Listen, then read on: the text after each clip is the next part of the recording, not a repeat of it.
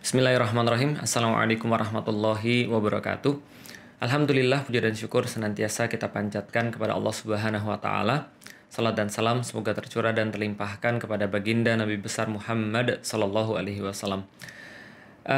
Hari ini hari ke-26 Ramadan dan malam ini insya Allah adalah malam ke-27 Ramadan. Alhamdulillah Allah masih memberikan kita kenikmatan untuk senantiasa bisa menikmati, senantiasa untuk mencicipi sajian-sajian yang telah Allah sampaikan kepada kita di bulan Ramadan ini. Dan kita berharap ini adalah Ramadan yang menjadi Ramadan terbaik bagi kita. Apapun yang kita kerjakan, Allah akan balas dengan lipatan-lipatan kebaikan. Dan mudah-mudahan ini adalah Ramadan yang kelak akan menjadikan kita sebagai orang-orang yang bertakwa. Salat dan salam semoga tercurah dan terlimpahkan kepada baginda Nabi besar Muhammad sallallahu alaihi wasallam. Sebab perkataan beliaulah, sebab perbuatan beliaulah kita semua menjadi mengerti apa itu makna kebaikan, apa itu makna kebenaran. Karena setiap yang keluar daripada lisan beliau tidak lain dan tidak bukan kecuali adalah pasti kebenaran. Dan apapun yang kita coba untuk perbuat sesuai dengan beliau pastilah akan berbuah kebaikan. Dan teman-teman sekalian, sampai ke hari 26 ini masih ada juga banyak hal yang mengganggu. Khususnya pemberitaan yang akhir-akhir ini, yaitu adalah pemberitaan tentang KPK. Untuk supaya lebih jelas, saya coba untuk membacakan pada teman-teman sekalian. Ini ada beberapa berita ya tentang KPK. Pertama ini beritanya, pegawai KPK ditanya, bersedia lepas jilbab? Jika tidak dianggap egois. Itu judul beritanya. Saya bacain beberapa poinnya aja ya. Jadi salah satu sumber di KPK yang merupakan pegawai perempuan ditanya perihal jilbab. Bila pegawai perempuan itu enggan melepas jilbab dianggap mementingkan diri sendiri. Nah ini quotes-nya adalah, aku ditanya bersedia enggak lepas jilbab. Pas jawab enggak bersedia, dibilang lebih mementingkan pribadi daripada bangsa negara. Ucap pegawai KPK itu pada Jumat 7 Mei 2021. Ada lagi yang lebih aneh nih, Nah ini ada lagi judulnya gini. Apa pentingnya pegawai perempuan KPK ditanya bersedia jadi istri kedua? Ini saya quotes ya. Ini saya quotes. Ada yang ditanya kenapa belum nikah? Masih ada hasrat apa enggak? Ditanya mau jadi istri kedua saya enggak?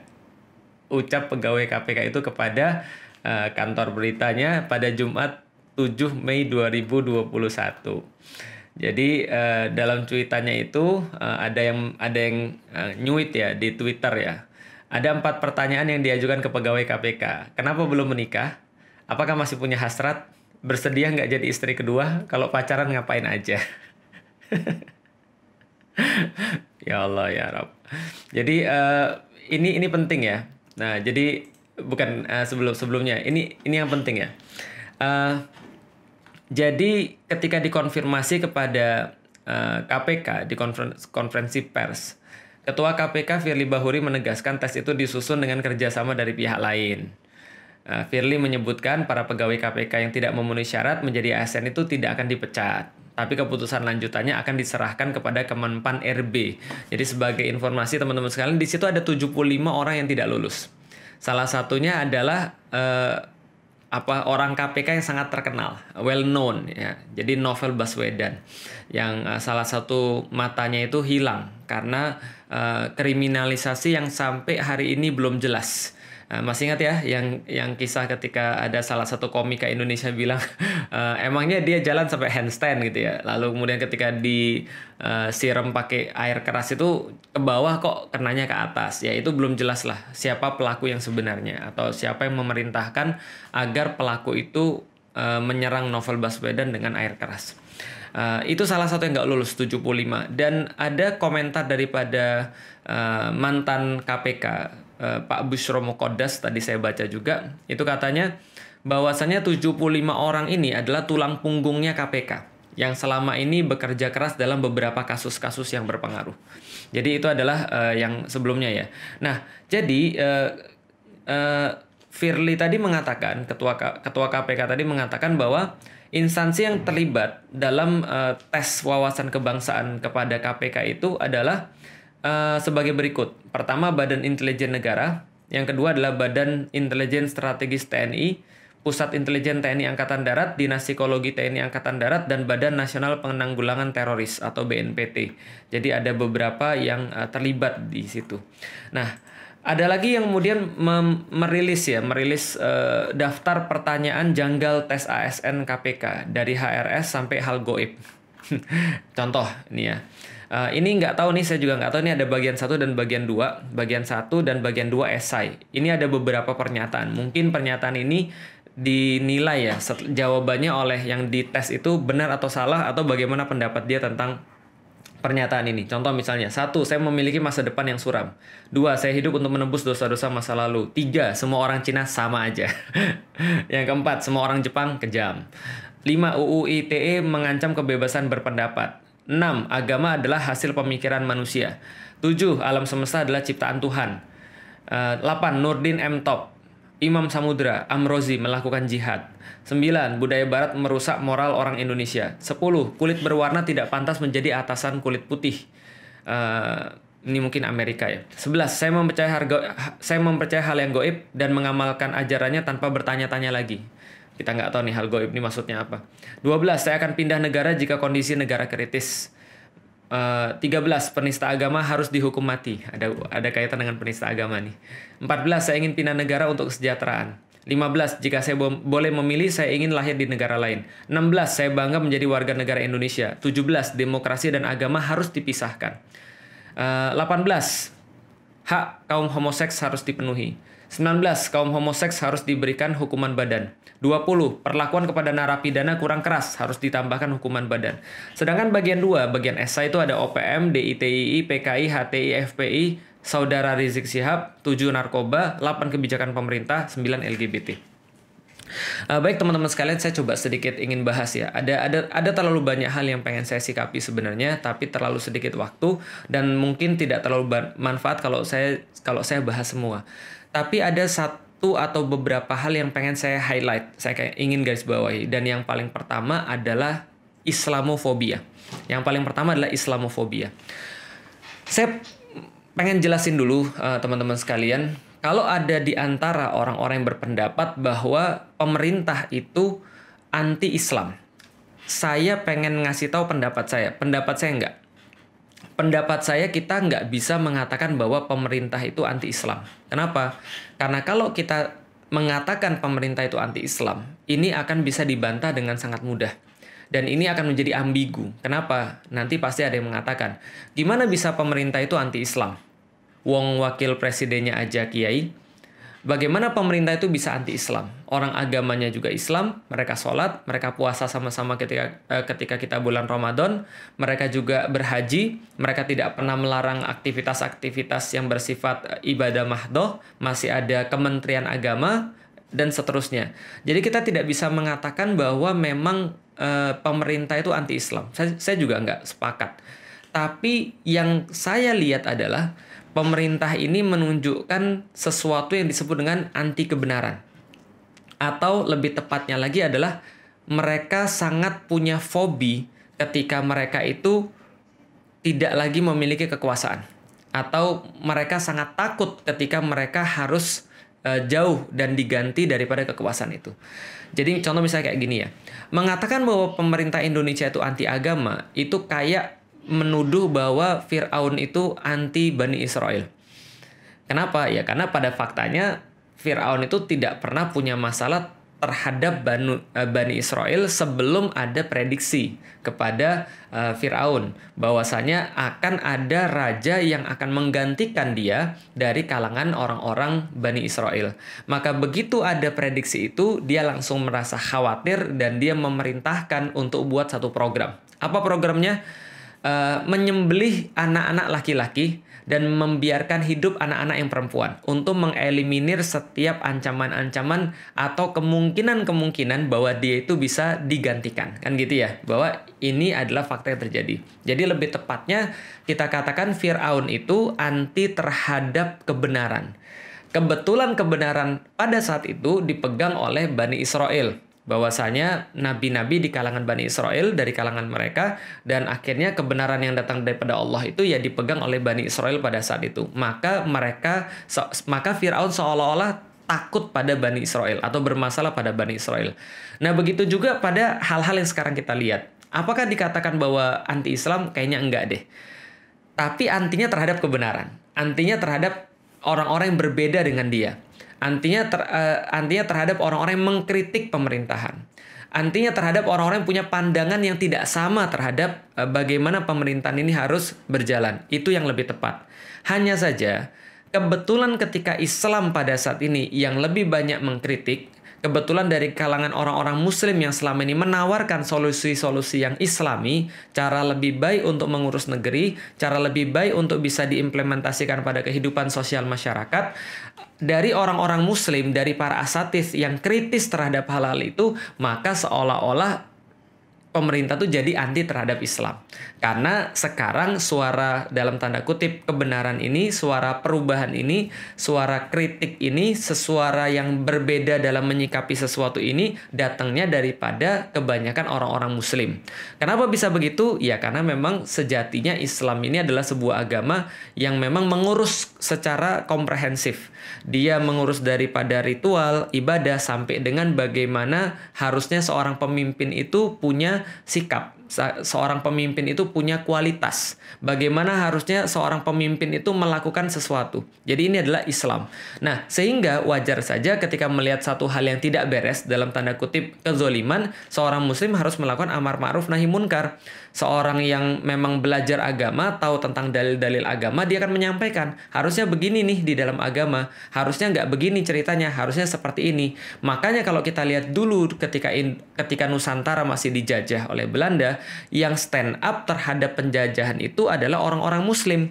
Karena orang-orang muslim sangat anti terhadap ketidakadilan. Nah, ini yang perlu kita tahu. Maka seolah-olah ketika orang-orang muslim dan para ulama misalnya, atau orang-orang yang paham tentang Islam, cendekiawan-cendekiawan Islam ini memberikan satu kritikan, memberikan satu saran atau pendapat yang berbeda sebagaimana yang difahami oleh pemerintah, maka mereka seolah-olah mewakili Islam. Maka gerakan yang pemerintah lakukan pun seolah-olah memang anti kepada Islam. Lebih tepatnya mereka anti terhadap kritik, anti terhadap yang berbeda, anti terhadap kebenaran. Dan karena itulah saya sebut problemnya jadi Islamofobia. Karena seolah-olah orang itu semakin Islami semakin akan ngelawan. Orang itu semakin Islami semakin akan menimbulkan masalah buat saya. Persis ketika Firaun melihat Bani Israel ini sebagai sumber permasalahan. Gitu loh maksudnya. Jadi seolah-olah dibuatlah satu narasi besar. Apa narasi besar yang dari tahun 2014 dikembangkan? Narasi besar yang dikembangkan adalah semakin Islami Anda, maka Anda akan semakin bermasalah. Dan semakin Anda Indonesia, maka harusnya Anda tidak akan semakin Islami. Jadi dibuat tuh ada dua kutub. Islam di satu sisi, Indonesia di sisi yang lain. Seolah-olah ingin mengatakan kalau kamu pengen Islami banget, kamu nggak akan bisa jadi Indonesia. Kalau kamu pengen Indonesia banget, kamu nggak bisa jadi Islami. Ini narasi yang terus-menerus digulirkan dan akhirnya sekarang membuat perpecahan yang sangat luar biasa besar.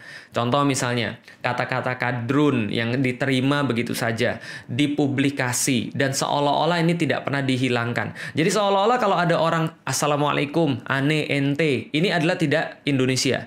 Seolah-olah kalau ada orang pengen Islami, seolah-olah kalau ada orang pengen melakukan sesuai dengan syariat Allah berdasarkan Quran dan Sunnah, itu seolah-olah dikatakan, kamu Arab banget sih, kamu gurun ya, kamu kadal gurun ya, kan gitu. Ini kan adalah konotasi yang mengarah kepada situ. Konotasi yang mengarah pada dikotomisasi, mengarah pada polarisasi yang tadi saya bilang. Kalau kita Indonesia, kita nggak bisa agama. Kalau kita agama, kita nggak bisa Indonesia. Muncul kata-kata, saya Indonesia, saya Pancasila. Seolah-olah kalau kita Indonesia, kalau kita Pancasila, kita harus mengutamakan Indonesia dan Pancasila lebih daripada yang lain. Maka muncul pertanyaan yang tadi. Kamu bersedia nggak lepas jilbab? Kalau dijawab nggak bersedia, maka seolah-olah kamu nggak Indonesia. Kamu nggak siap berkorban untuk bangsa dan negara. Kamu cuma mementingkan kepentingan pribadi. Seolah-olah katanya begitu. Padahal sebenarnya kata-katanya adalah, kalau kamu tidak bersedia lepas jilbab, berarti kamu lebih mementingkan Islam, agamamu, dibandingkan Indonesia. Gitu ya. seolah-olah dikotomisasi begitu kan, atau dipolarisasi begitu kan, seolah-olah orang tidak akan bisa Indonesia kalau selama dia Islami. Persis kayak pertanyaan-pertanyaan yang tadi juga. Kalau dia seolah mendukung Habib Rizik Syihab misalnya, punya pandangan yang sama seperti Habib Rizik, dia pasti tidak Indonesia. Dia pasti tidak toleran. Dia pasti hate speech. Dia pasti radikal. Ini narasi yang dikembangkan, dan ini narasi yang bahaya banget. Mau sampai kapan? Seolah-olah narasi yang paling berbahaya bagi Indonesia adalah radikalisme. Seolah-olah monster yang paling parah bagi Indonesia adalah hate speech. Seolah-olah masalah terbesar bangsa ini adalah intoleransi. Padahal kenyataannya sebaliknya. Kenyataannya justru yang jelas-jelas merusak bangsa ini dari dulu sampai sekarang adalah korupsi yang paling besar. Dan kenapa bisa terjadi korupsi? Justru karena mereka tidak punya pengawasan. Tidak punya pengawasan secara pribadi. Karena mereka mungkin tidak meyakini adanya hari penghitungan. Innahum kanu la yarjuna hisaba. Allah sampaikan, ketika ada orang-orang yang mereka itu benar-benar tidak percaya pada hari hisab, mereka tidak percaya akan hari penghitungan, mereka akan cenderung untuk berbuat dosa. Mereka kan cenderung untuk berbuat maksiat karena mereka merasa nggak dilihat oleh Allah. Mereka merasa bisa melakukan segala-galanya. Ini adalah salah satu problemnya. Korupsi. Artinya apa? Justru mereka tidak bertuhan, orang-orang yang melakukan korupsi itu. Justru mereka kalaupun beragama, agamanya itu tidak mewarnai sampai ke dalam hati, jiwa, dan perbuatan mereka. Justru agamanya itu cuma sekedar ya tempelan aja, cuma sekedar lip service aja. Itu problem yang dialami oleh bangsa ini. Apa problem yang dialami oleh bangsa ini lagi? Banyak. Tidak konsisten dalam teks dan penerapan, apalagi misalnya merasa terlalu jumawa dengan mengatakan bahwa kita yang terbaik, lalu kita mengabaikan peradaban-peradaban yang lain. Ini adalah narasi-narasi yang dikembangkan yang sangat tidak produktif sama seperti beberapa tahun yang silam, ketika seolah-olah dianggap orang-orang yang beragama seperti Buya Hamka, seperti Muhammad Natsir, mereka akan merusak Indonesia. Mereka seolah-olah akan mendirikan negara Islam, yang negara ini akan merusak kebinekaan, yang seolah-olah akan merusak tatanan Indonesia sendiri. Mereka lupa bahwa orang-orang Muslim itulah yang justru menyelamatkan Indonesia berkali-kali. Justru orang-orang Muslim itulah yang mereka bergerak ketika Nusantara dijajah. Justru orang-orang Muslim itulah yang mereka mau maju ketika ada resolusi jihad yang dikumandangkan oleh Kiai Haji Hashim Asy'ari. Ini adalah sesuatu yang ya kita bahas, narasi berbahaya yang dikembangkan. Bahwa problem terbesar negeri ini adalah radikalisme. Karena problem negeri ini yang terbesar adalah radikalisme, yang pengen disampaikan apa? Ya udah, korupsi nggak ada masalah, yang penting kamu nggak radikal. Ada orang yang nilep bansos, nggak ada masalah, yang penting kamu nggak radikal. Yang penting kamu sudah proklamir bahwa saya itu NKRI, saya itu Pancasila. Saya itu anti yang intoleran. Seolah-olah kan gitu, karena masalah terbesar negeri ini adalah radikalisme. Kalau sudah punya narasi kayak begini, maka apapun bisa dilakukan, termasuk pelemahan KPK. Saya sudah pernah bilang dalam beberapa sharing saya, ada satu pepatah yang menggambarkan kelemahan demokrasi luar biasa. Quis custodiet ipsus custodis. Who watch the watchers. Jadi siapa yang mengawasi sang pengawas? Kita tahu dulu ketika negeri ini sepakat bahwa kita punya terlalu banyak uang yang hilang karena korupsi, kolusi, dan nepotisme, maka dibuatlah KPK. Sebuah komisi yang tinggi sekali yang dia tidak bisa diintervensi seharusnya untuk menyelesaikan perkara-perkara yang memang terjadi di negeri ini, hatta itu dilakukan oleh kepala negara ataupun organisasi ataupun lembaga tinggi, kan gitu harusnya. Nah cuman masalahnya adalah yang ngawasin mereka siapa, kan gitu. Nah kalau misalnya yang ngawasin mereka itu adalah yang bermasalah lagi dan yang mengawasin ini tidak punya pengawasan lagi, ya sudah, akhirnya akan hancur. Masalah demokrasi kan di situ. Who watch the watchers? Kalau sana yang ngawasin polisi adalah KPK, maka siapa yang ngawasin KPK? Kalau yang ngawasin KPK, akhirnya polisi lagi. Lantas siapa yang ngawasin polisinya? Gimana kalau seandainya mereka korup? Siapa yang kemudian bisa melihat? Nah, ini problemnya. Dan pelemahan-pelemahan KPK bisa jadi dari situ. Termasuk dalam tes yang kayak gini, yang tadi kita baca. Tes terhadap ribuan pegawai KPK yang akhirnya menyebabkan ada 75 orang yang dikatakan sebagai tulang punggung KPK tadi yang jadi problem sekarang, terlunta-lunta, terkatung-katung. Nah, ini kan problem. Kenapa problem? Karena orang yang ngetes itu punya otoritas untuk bisa mengkat ataupun mempengaruhi minimal kerja orang-orang yang lagi mengatasi problem besar negara yang sangat radikal ini, yaitu adalah namanya korupsi. Kan gitu. Ini adalah jadi bisa mempengaruhi dengan pertanyaan-pertanyaan tadi. Kalau saya yang jadi ASN, yang ditanyain kayak tadi, maka saya tanya, otoritas kamu untuk memberikan tes itu apa sebenarnya? Jadi otoritas kamu tuh apa? Contoh misalnya kayak gini ya. Kita bahas Naruto aja deh. Naruto itu ketika seorang Hokage bingung, dia akan tanya pada Hokage sebelumnya. Karena dia punya otoritas. Hokage sebelumnya sudah pernah jadi Hokage gitu ya. Lalu kemudian dia sudah pensiun, lalu dia ditanyain, kalau punya masalah saya akan begini. Dia punya otoritas. Sementara yang ngasih pertanyaan tadi otoritasnya apa? Makanya bisa menghasilkan pertanyaan-pertanyaan yang super aneh tadi.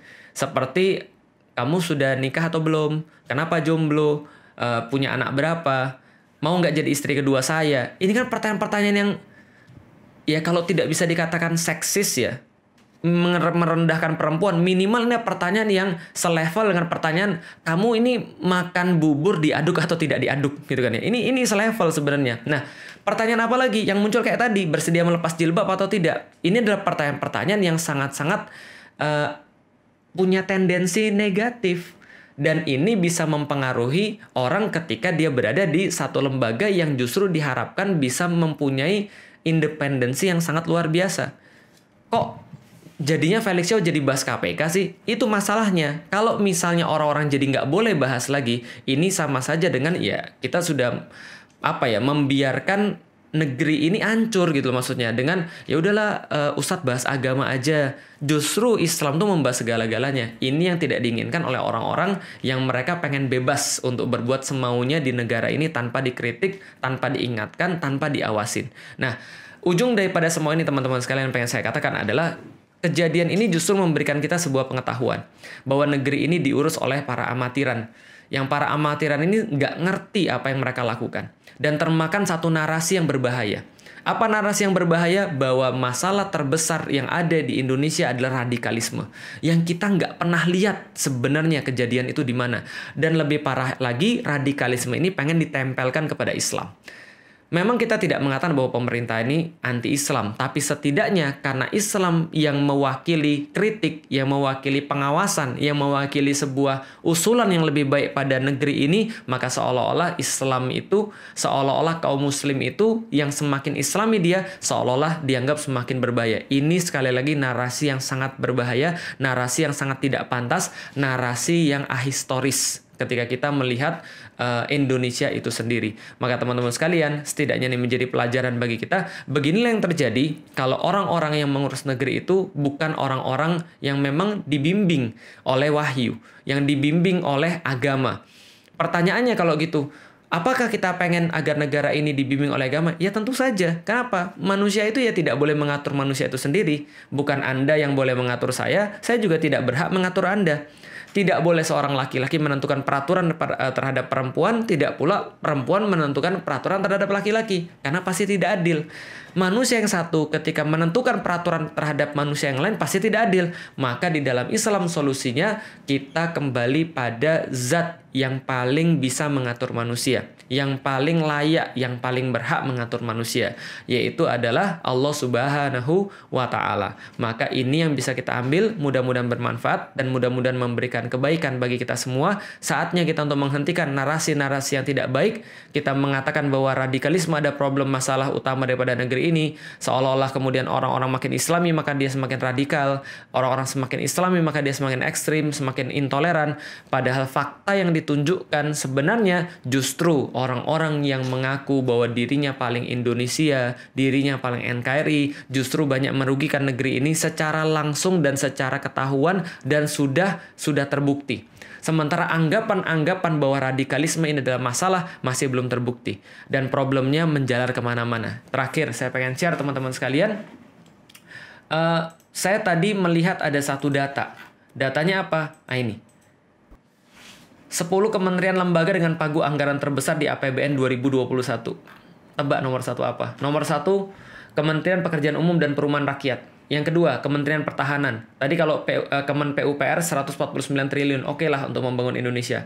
Yang kedua, Pertahanan 137 triliun. Yang ketiga, kepolisian negara. Itu dapat sekitar anggaran 112 triliun. Kemensos 92,8 triliun. Oke lah untuk kesehatan. Kesehatan juga dapat 84,3 triliun. 6. Kementerian Pendidikan 81 triliun. Agama 67 triliun. Kementerian Perhubungan 45,7 triliun. Kementerian Keuangan 43,3 triliun. Kementerian Pertanian 21,8 triliun. Yang pengen saya garis bawahi adalah ketika kita menganggap bahwa atau negeri ini menganggap atau pejabat-pejabat di negeri ini menganggap bahwa permasalahan utama itu ada pada yang namanya radikalisme dan ekstremisme. Ujung-ujungnya kita tuh kayak berperang dengan satu hantu yang dibuat sendiri. Sementara ada pos-pos yang sudah jelas sekali peruntukannya, yang sudah jelas sekali memegang hajat hidup orang banyak, seperti kemudian pertanian, itu nggak terurus sama sekali. Dengan ya dana sekitar 21 triliun. Kita bisa apa? Kita negara agraris katanya. Kita negara pertanian katanya. Tapi pagu anggarannya 21 triliun. Dibandingkan dengan misalnya contoh, kepolisian RI mendapatkan 112 triliun. Hampir 5 kali lipat. Lalu kemudian kita mau kemana sebagai Indonesia? Kita mau kemana sebenarnya negeri ini? Apa sih yang pengen kita tuh mau kemana sih sebenarnya di Indonesia ini dengan profil anggaran kayak gini? Apa sih yang benar-benar kita pentingkan? Kita benar nggak sih sebenarnya masalahnya itu adalah radikalisme seperti yang dituduhkan? Kalaupun ada, emang sebesar itukah radikalisme yang ada di Indonesia sehingga memang harus mengalahkan urusan-urusan yang lain yang jauh lebih penting ya dalam hajat hidup orang? Memang sudah jelas masalahnya banget gitu loh, misalnya kayak pertanian, kayak misalnya kesehatan, dan tentu saja pendidikan yang merupakan investasi kita pada generasi ke depan. Wallahu bishawab, menyisakan banyak sekali tanggung jawab bagi kita dan PR bagi kita, termasuk tentunya para dai, para asatiz, para ulama yang mereka berada di garda terdepan. Ketika mereka menjelaskan sesuatu dengan baik, ketika orang-orang itu sudah mau untuk kembali kepada Allah, kalau orang-orang itu sudah mau untuk lebih beragama, pastinya mereka akan semakin taat. Semakin islami seseorang, bukan makin radikal, bukan makin ekstrim, bukan makin hate speech, bukan makin membuat masalah. Tapi justru kalau kita meyakini Rasulullah Shallallahu Alaihi Wasallam, perubahan itu dimulai dengan mengenal Tuhannya. Ketika seseorang sudah mengenal Tuhannya, maka dia pasti akan mengenal dirinya sendiri dan lebih banyak bisa berbuat lebih baik untuk orang banyak. Karena itulah para pendiri negeri kita menaruh sila pertama ketuhanan yang Maha Esa. Artinya tidak sama sekali menimbulkan permasalahan, justru menjadi solusi daripada banyak hal sehingga bisa mewujudkan sila kelima, keadilan sosial bagi seluruh rakyat Indonesia. Assalamualaikum warahmatullahi wabarakatuh.